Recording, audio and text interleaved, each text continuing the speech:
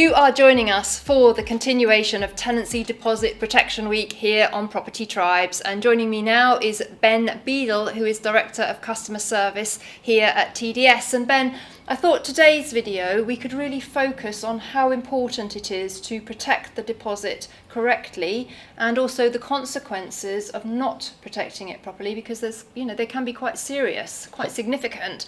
So let's start at the beginning. What is the correct procedure for protecting a deposit through TDS? Well, it's really important that landlords get this right, because if they don't, as you say, there are some serious teeth that will come to bite them. So landlord takes a deposit. They have 30 days from receiving the deposit to register it with a government approved scheme such as TDS. And they can either choose insured backed or custodial protection, whichever they prefer. Either way, the time frame is the same. So you register the deposit with the scheme. You must critically tell the tenant where it's protected, and you need to issue prescribed information within that same time frame, so 30 days. And part of the prescribed information is also a scheme leaflet that gives a little bit of helpful information about the scheme and its working. So there's two things that landlords must do, and a lot of landlords manage to get the first one right, but they don't always manage to get the second one right. Indeed, and let's focus on the prescribed information.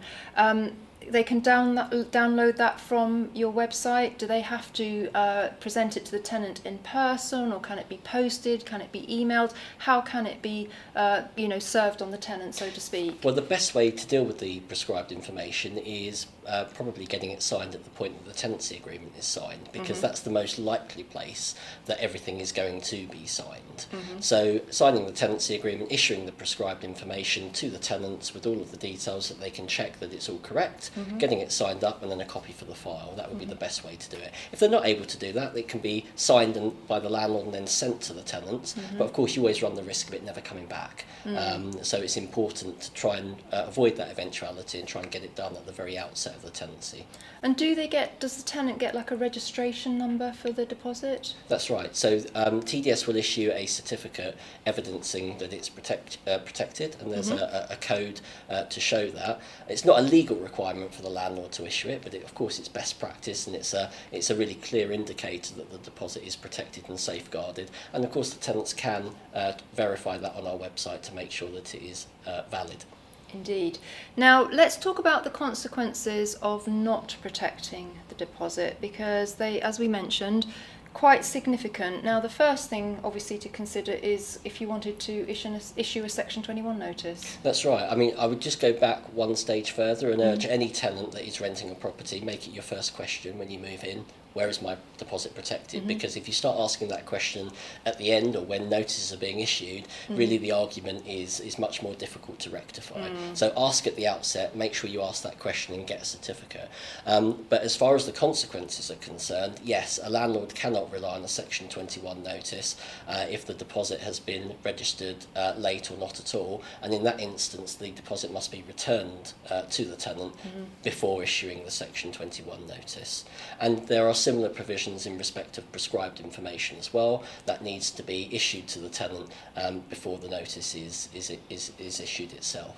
And there are penalties, financial penalties, so a judge can order the return of the deposit and can order a financial penalty of between 1 and 3 times the deposit. But it's almost 10 years that this has been in, so I think there's unlikely to be a plea of not knowing on the landlord's behalf. So, landlords have had 10 years to get this right. It's really important that they tighten things up and make sure they don't miss these deadlines. Indeed, and this is part of the reason that we're running this week on Property Tribes, is because we are fearful that there are still a significant number of landlords out there that don't fully understand how to protect a deposit correctly, etc. And also the consequences of not doing so. So I think what we're saying, Ben, is as pretty much with everything to do with a tenancy, it's better to set it up properly from the beginning, belts and braces, follow the letter of the legislation, and it stops problems coming back to bite later on. It does, and it's just a case of doing things properly. As I say, TDP has been around for a fair while now, and the vast majority of landlords are getting to grips with it. But you and I both see it at these landlord events. It's not uncommon to hear all sorts of tales of woe of people not realising and not recognising and not issuing the right paperwork and so forth. It's really straightforward. 30 days to protect, tell the tenant where it is, and if somebody other than the tenant has paid the deposit, issue that paperwork to them. Indeed. Now, here at TDS, you've invested a lot in creating support for landlords. So if they've got any questions, if they've got any issues about their deposit, you've got various different avenues of communication, haven't you? Absolutely. So we talk to a lot of landlords at industry events where you guys are. We've got a dedicated customer service team that are dealing with all sorts of calls and inquiries. We're open from 8 till 6. But of course, you can ask us through Twitter and on Facebook as well if you've got any particular queries. We're here to help. And I notice you've got live chat as well. We have, absolutely. Well reminded. I forgot about that. Fantastic.